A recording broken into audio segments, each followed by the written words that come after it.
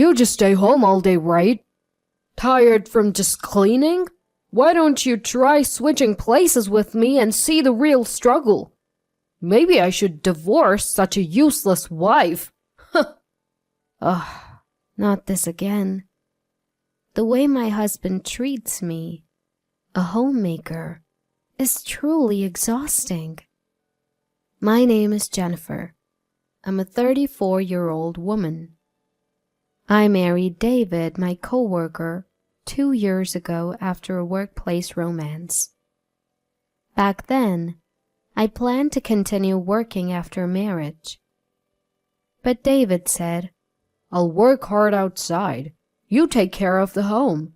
That's my ideal. Men work outside, women protect the home. I naively agreed. I quit my job to become a full-time homemaker, influenced by David's perspective. I used to be easily swayed by others' opinions. Above all, I deeply loved David. So, I followed whatever he said without questioning. I guess I was blinded by love. If only I had stood my ground and not quit my job. Maybe things wouldn't have turned out this way. That's what I still believe. People think homemakers just laze around at home all day. But in reality, it's not like that. Cleaning, laundry, neighborhood meetings, they all consume more time than one might think. Doing all these tasks daily by myself is honestly tough.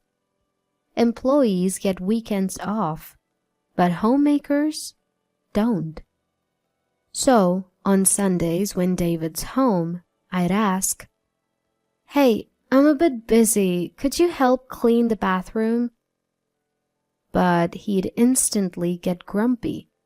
Seriously? I work every day to provide, and now you want me to work at home too? Who do you think provides the meals? If I dared to say, "I appreciate your hard work during the week, but we're a team, right? Can't you help out a bit on your days off?" David would snap back. Stop bossing me around. You think you can survive on your own, just being a homemaker? Want a divorce? David immediately snapped. Who do you think you are? Just because you're home all day doesn't mean you can boss me around. Want me to divorce you? Think you, just a housewife, can survive on your own? Shockingly, he threatened divorce. I was at a loss for words. Maybe I shouldn't have reacted the way I did. From then on, every time I said something, David would end with, "If you don't like it, let's divorce." It felt like he was using that phrase to control me. Even though I used to work, I had retired and become a housewife. The idea of divorce that David kept bringing up was terrifying. If he really divorced me, how would I survive? What about income? Where would I live? For me, a housewife, nothing was scarier than the thought of divorce. What scared me the most was David himself. He used to be so kind. How did he change so much after we got married? Did I make a mistake in judging him? I deeply regretted marrying David. Lately, as soon as David comes home, he'd say, "Isn't it obvious you should greet me at the door when I, the breadwinner, come home? Who do you think pays for everything here?" Yes, David earns the money, but I take care of everything at home. We're supposed to be partners, not in a master-servant relationship. It's supposed to be an equal relationship. Yet, David seems to believe he's superior. He looks down on me, thinking he's above. At first, I thought maybe he was venting work frustrations on me. So I kept quiet. But over time, David began to act like he was always right. And every day was like this. After his lecture, David carelessly throws his suit all over the place and changes into casual clothes. I pick them up and toss them into the washing machine. This is a daily routine. Even after eating the dinner I prepared, he complains. Is this all you can cook? I work hard for you. And this is the meal I come home to? Where's your gratitude? I've grown tired of dealing with David's constant complaints. Despite David not earning a high salary, I manage our finances, saving for our future children, leaving little room for extra expenses. Still, I always try to prepare healthy meals, using nutritious ingredients and cutting down on salt. Yet, he still finds reasons to complain. I felt like everything I did was being negated, and my self-confidence dwindled day by day. On top of that, he demands $500 a month for his personal expenses. If I gave him that much, our finances would be in the red. At first, I used some of my savings to cover the expenses, but that wasn't sustainable. So, I tapped into my connections and started a remote job that I could do from home. Of course, I didn't tell David. You see, a while back I had mentioned, "Hey, things are a bit tight with our finances. I was thinking of getting a part-time job. Is that okay?" To which he snapped. What? Are you saying I don't earn enough? You probably just want extra cash to splurge, right? You should just stick to taking care of the house. Knowing David, I was sure that if I earned, he'd just take more for his personal expenses. So, I decided to work remotely without telling David. The money I earned went towards our living expenses and savings for the future. A former colleague introduced me to his remote job. I would log into the company system and handle administrative tasks, mainly settling travel expenses claimed by employees. Having experience from my previous job, the work wasn't challenging. More than that, being home all day, this remote job gave me a sense of purpose. It felt rewarding. Then, one day, after juggling remote work and household chores, I was exhausted. I decided to take a short break and lay down on the sofa. That was a mistake. I unintentionally fell asleep and was awakened by David in the evening. It was already night. Of course, dinner wasn't ready, and neither was the bathroom. David, seeing this, sighed and said, "What were you doing all day? Lounging around? Neglecting the house? I come home and you're just napping on the sofa. Seriously, homemakers are just leeches." Usually I wouldn't react to David's words, but that day I was tired, so I snapped back. "What's your problem? I just happened to fall asleep today. Stop making it sound like I do nothing all day." David, not expecting a retort, turned red with anger. "You're defying me? I'm the head of this household. How dare you speak to me in that tone? If you're going to be defiant, leave this house." "Well, Maybe I will. I've been waiting to take some time for myself anyway. It was a classic case of tit for tat. I quickly packed some essentials and headed to a nearby hotel. The look of shock on David's face as I left was priceless. He probably never imagined I'd actually leave. In the past, I would have just been bewildered if David told me to leave. But now, things were different. After all, I had my remote job as a source of income. Being confined to the house and only doing household chores, this job became my only connection to the outside world. The feeling of being appreciated and thanked directly for my work. Seeing my efforts being rewarded with a paycheck. Having never received gratitude from David for all the housework, this job had become a significant part of my life. Thanks to my remote job, I gained confidence and strength. Maybe some time apart would be good for both of us. With that thought, I lived in the hotel for about a week. During that time, I continued my remote work from the hotel and even uncovered some fraudulent activities by an employee. Then, one day, my phone rang. It was David. I was thinking it might be time for me to return home. So I hoped this call would be the perfect opportunity.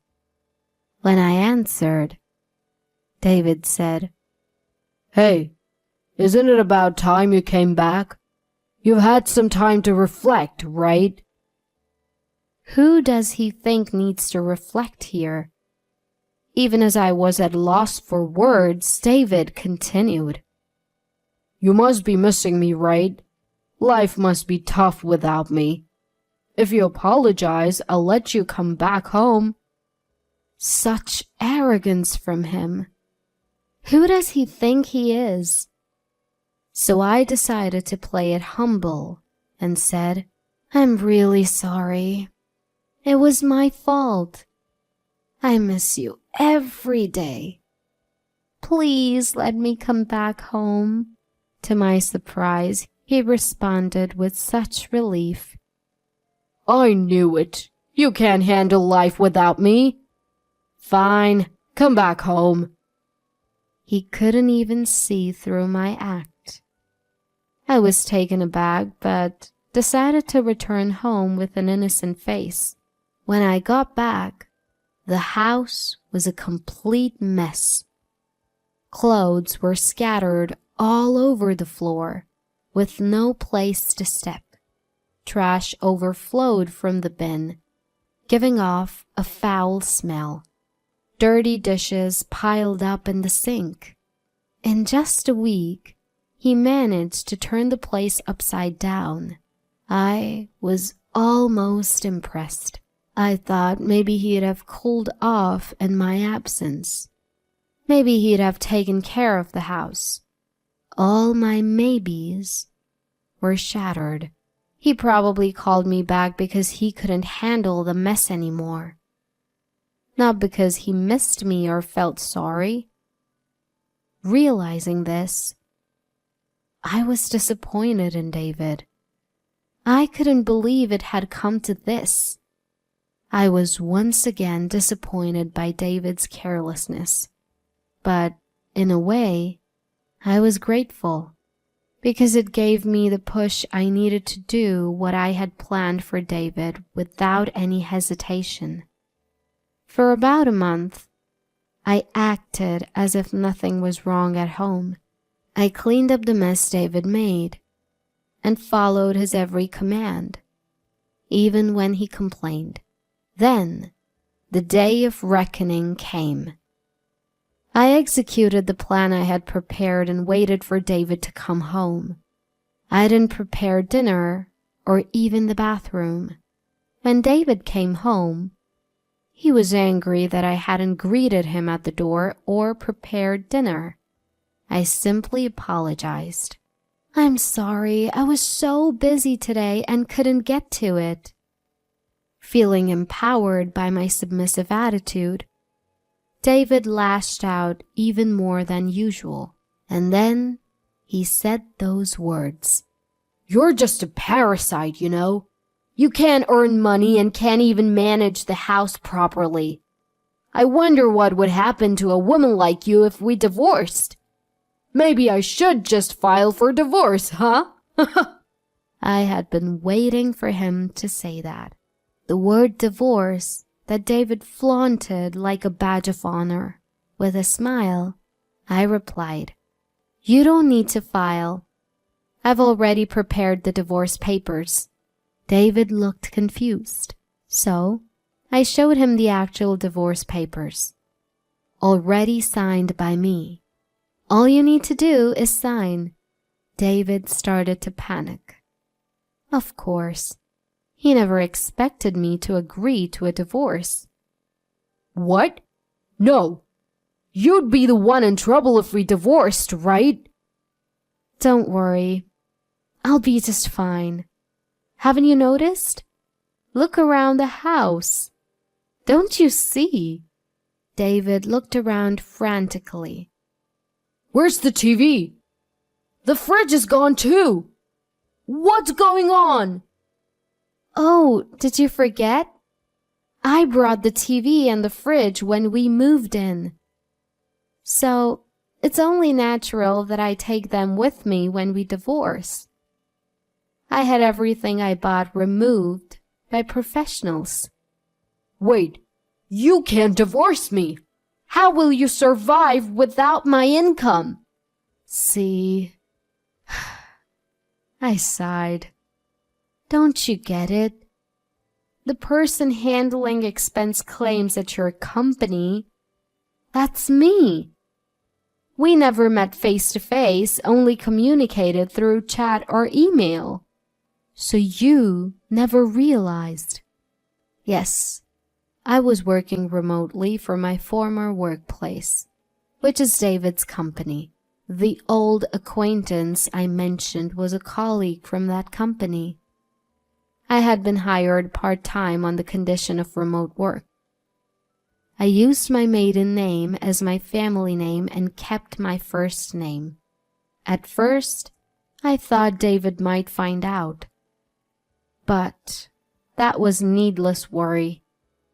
For me, David had long forgotten my maiden name. I'll tell you one last thing. Your expense claims were clearly off compared to others. So I looked into it. I've already reported the results to our boss. The employee misconduct I discovered while at the hotel was none other than David. While handling David's expense reports, I found several suspicious claims. Claims for travel expenses, for supposed business trips and hotel stays. But as his wife, I knew David was home on those days. David was trying to embezzle money by claiming fake business trips. He probably thought he'd gotten away with it.